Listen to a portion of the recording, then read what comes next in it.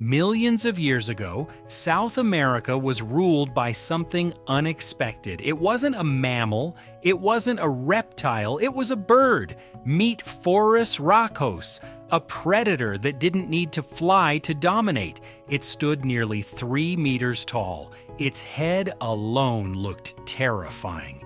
Its body was built for speed. Its legs were long and powerful. Each step pushed it forward with force. It could run faster than most animals around it. Its wings were small and useless for flight, but they were not meant for flying. They helped with balance during movement. Like stabilizers on a running machine, its skull was massive and heavy. At the front was a curved beak, sharp and thick at the same time, designed to kill, not to peck. This bird did not behave like modern birds. It didn't search for seeds. It didn't avoid danger. It created fear instead. It was one of the apex predators of its time. Nothing hunted it. Nothing chased it away. It controlled its territory completely. South America was once cut off from other continents. For millions of years, it evolved in isolation. No lions hunted its plains. No wolves roamed its lands. This changed the balance of life. Birds began to fill empty roles. Some became herbivores, others became predators. Phorusrhacos was one of the most successful. It lived in open grasslands. It also hunted in dry forests. These environments favored speed. The land was wide and exposed. There were few places to hide. Prey had to rely on movement.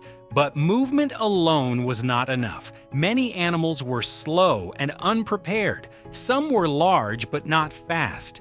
Others had no real defenses. They had never faced a hunter like this. Phorusrhacos used this advantage.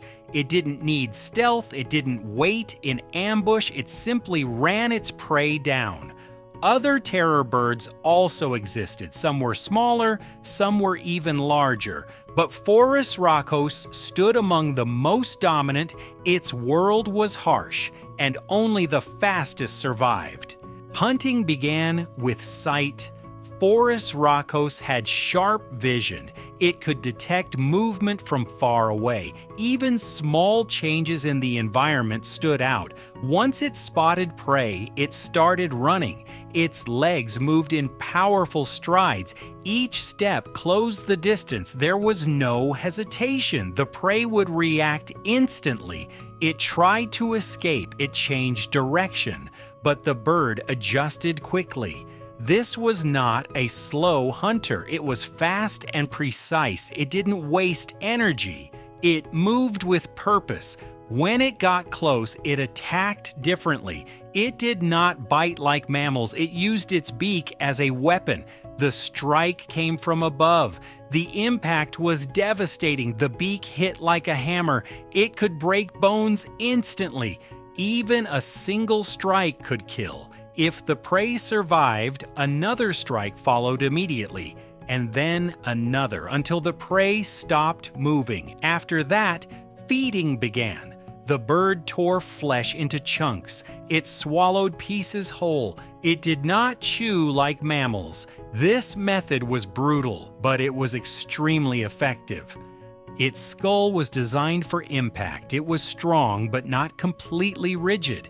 This allowed it to absorb shock, reducing damage during strikes. The beak was thick and reinforced. It had internal strength, perfect for repeated blows, without cracking or breaking. Its neck was powerful and flexible. It supported the heavy head and controlled the direction of strikes.